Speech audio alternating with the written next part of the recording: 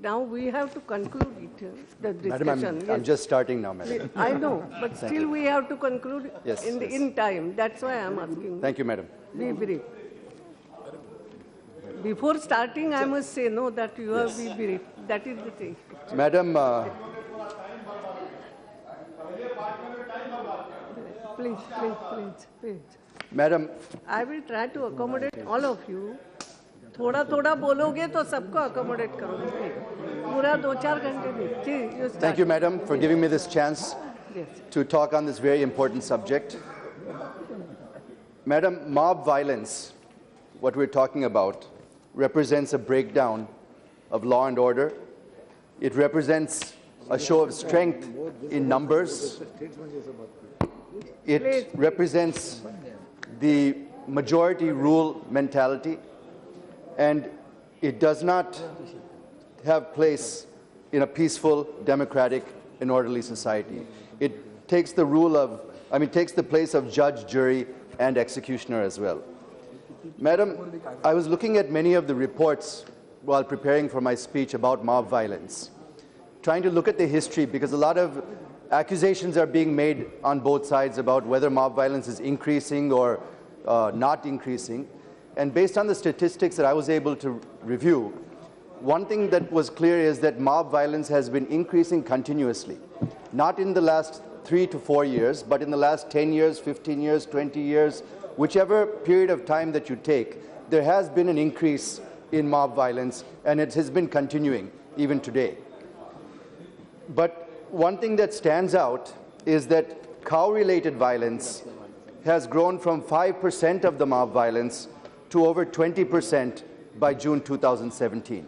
So, although mob violence as such has been continuing to grow, this particular type of violence against this particular subject of cow violence has reached an alarming proportion.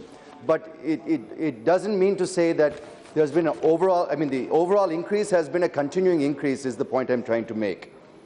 The Prime Minister himself has recognized the problem of this cow-related violence and has strongly spoken out against violence, including the cow-related vigilantism, in his statement on 29th July, just a couple of days ago, which many of my colleagues have already mentioned.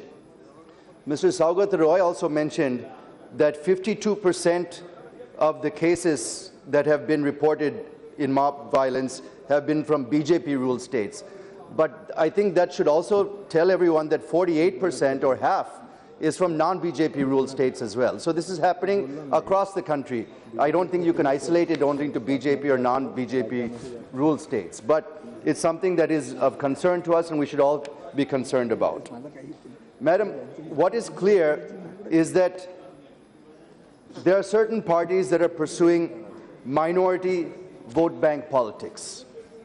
There are other parties that are pursuing majority polarization politics.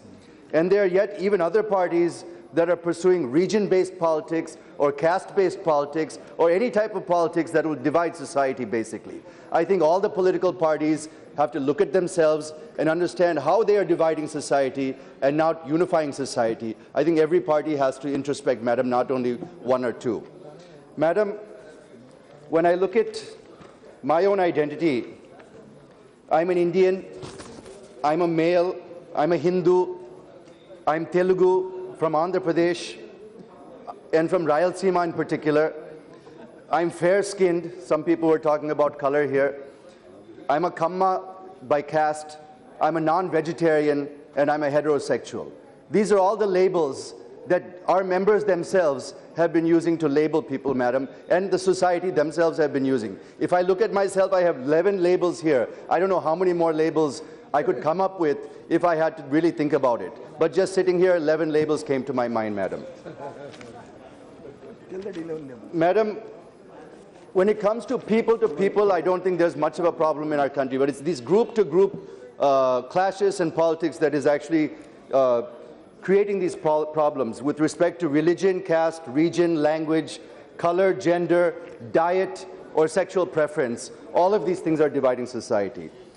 I believe that the President, the Prime Minister, the Chief Ministers, and leaders of all political parties need to rise above this type of politics and condemn mob-related violence of all types, regardless of where how it may be started, Madam. Madam, India is a multicultural, multi-religious, multilinguistic composite society. It has been so for thousands of years, Madam. On behalf of my party, the Telugu Desam Party, and our CM Sri Nara Chandrababu Naidu Garu, I condemn any and all violence, mob violence related to religion, caste, region, language, color, gender, diet, or sexual preference, Madam. The strongest action will be taken against perpetrators in Andhra Pradesh, Madam, and I appeal to all CMs, the 52% in BJP-ruled states, as well as the 48% in non-BJP-ruled states, to also act accordingly and protect the constitutional rights of all citizens and the composite nature of our society.